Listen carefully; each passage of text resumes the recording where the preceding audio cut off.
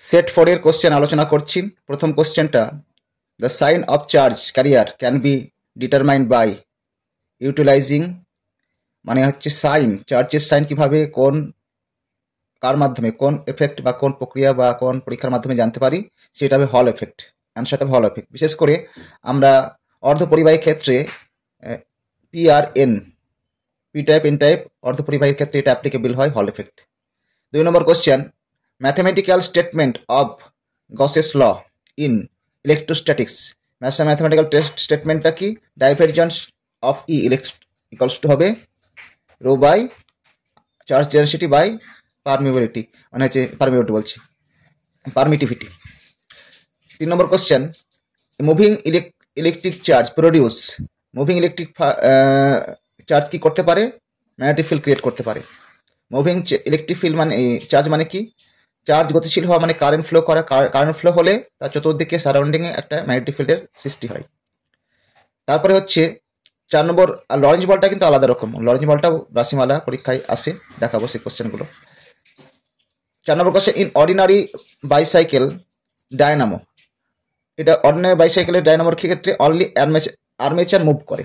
Armature মানে হচ্ছে যেখানে তার কুণ্ডলী মুভ করে, তার দুই সাইডে দুটো চুম্বক মেরু থাকে, এন আর এস মেরু, তার মধ্যে আর্মেচারটা মুভ করে, সেখানে ফ্যারাডে ইলেকট্রোম্যাগনেটিক ইন্ডাকশন ঘটে, দিয়ে ইলেকট্রিক উৎপন্ন হয়। এখানে ফ্লেমের ডানহস্ত নিয়ম হয়। আর যদি যান্ত্রিক থেকে তড়িৎ শক্তি উৎপাদন হয় ডায়নামো, সেখানে ফ্লেমের ডানহস্ত নিয়ম। আর তড়িৎ থেকে যদি আমি কোনো যন্ত্র চালনা করি, ফ্যান বা মোটর ইত্যাদি, সেগুলিকে এটা ফ্লেমিংয়ের বামহস্ত নিয়ম, এটা মনে রাখতে হবে। 5 নম্বর question, the electrons are moving parallel with a velocity V, the ratio of magnetic and electric field between them will be. Ratio of magnetic field মানে কি? ম্যাগনেটিক ফিল্ড কত হবে? Q B B, V cos D হয়, sine theta মানটা হবে 1।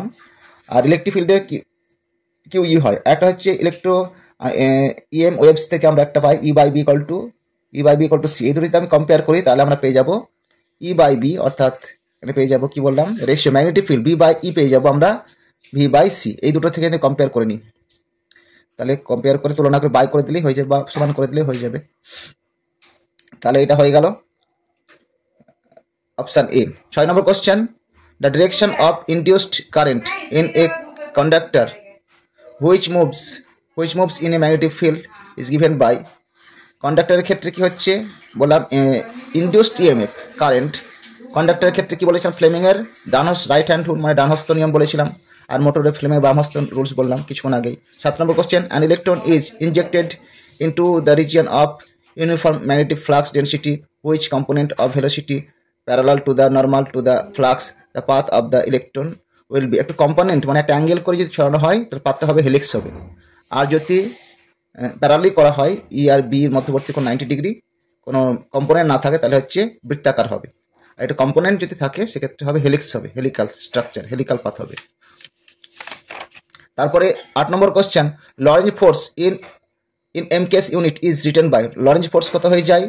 Lorenz force মানে total Lorentz force কত হয়? একটা হচ্ছে ইলেকট্রিক ফোর্স, একটা হচ্ছে ম্যাগনেটিক ফোর্স। গুণ করে কিউ ইন্টু ই হয়ে যাবে, Q into V cross B. Total দুটো ফোর্স, ম্যাগনেটিক এবং ইলেকট্রিক ফিল্ড দুটো মিলে সম্মিলিত হবে লরেঞ্জ ফোর্স বলবো।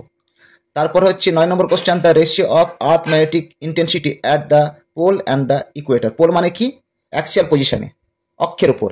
আর ইকুয়েটার মানে কি? লম্ব পজিশনে। তাহলে আমরা পড়েছি এর আগে, অক্ষ পজিশনে সব থেকে বেশি হয়, দ্বিগুণ হয়ে যায় প্রায়। রেশিওটা কত হয়ে যাবে? 2:1। মানে এই যে নিচে রিলেশন করেছি, ইলেকট্রিক ফিল্ডের ক্ষেত্রে আমরা ইলেকট্রিক ডাইপোলের ক্ষেত্রে দেখেছি, অ্যাক্সিয়াল পজিশনে 2p/r³ ছিল সিজিএসে। এটা ছিল মানটা কত ছিল? 1/4πε0 ছিল। ইলেকট্রিকের ক্ষেত্রে, ম্যাগনেটিক ক্ষেত্রে সেটাই হবে μ/4π হয়ে যাবে। আর এখানে লম্ব সমদ্বিখণ্ডকে p/r³ ছিল, তাই না? এখানেও একই সিমেট্রি থাকবে, এখানে 1/4πε0 ছিল আর ε0 ছিল। এখানে ম্যাগনেটিক ফিল্ডের জন্য এটা বাই করলে কত হবে? অ্যাক্সিয়াল পজিশনে লম্ব ডিরেকশনে যে ম্যাগনেটিক ফিল্ড তার দ্বিগুণ হয়ে যায়, 2:1 হবে। খুবই ইম্পর্টেন্ট কোশ্চেন এটা, 9 নম্বর কোশ্চেনটা। 10 নম্বর question, a magnetic needle laying parallel to the magnetic field requires W unit of work into to turn it through 60 degree. The torque need to maintain to needle in the this position will be √3 W হবে। কি করে করলাম? টর্কের ক্ষেত্রে কি হয়ে যায়? কৃতকার্যের ক্ষেত্রে কি হয়? m.b হয়ে যায়, m.b ডট প্রোডাক্টে কস থিটা হয়, আর টর্কের ক্ষেত্রে কত হবে, এম ক্রস বি হয়ে যায় এম বি সাইন থিটা। এটা হচ্ছে ম্যাগনিটিউড নিলে। যদি এই ক্ষেত্রে আমরা এই দুটো রিলেশন করে দিই, রিলেশন যদি আমি ভাগ করে দিই, এটাকে দিয়ে ভাগ করে দিই, তাহলে পেয়ে যাবো আমরা এম বি কেটে যাবে, sine theta by cos tan theta পেয়ে যাবো। ট্যান থিটা পেলে ডাব্লিউ দিয়ে দিয়েছে, আর ট্যান থিটা ট্যান কত ডিগ্রি মান, 60 ডিগ্রি মান বসালে √3 হয়ে যাবে, তাই না? তাহলে মানটা কত হয়ে যাবে, √3 ডাব্লিউ হয়ে যাবে। এটা দুটো বাই করে দিয়ে হয়ে যাবে। 11 নম্বর question, when the current following in the circular coil is doubled.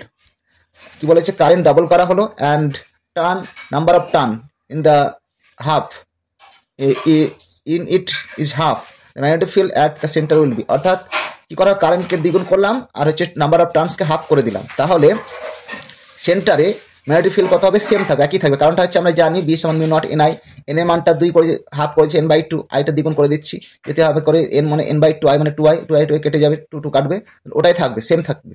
এটা হচ্ছে টরয়েডের মধ্যে ম্যাগনেটিক ফিল্ড বা দীর্ঘ সলিডের মধ্যে ম্যাগনেটিক ফিল্ডের মানটা এটাই হয়ে যায়। এটা খুবই ভালো অ্যাম্পিয়ার সার্কুলার ল থেকে, অ্যাম্পিয়ারের বদ্ধপত্রের কোন সূত্র থেকে প্রমাণ 12 বইয়ে খুব অনেকটাই আছে, মানে ভালোই প্রমাণ করে দেওয়া আছে। 12 নম্বর question, the cause of magnetic field within a magnetise substance is.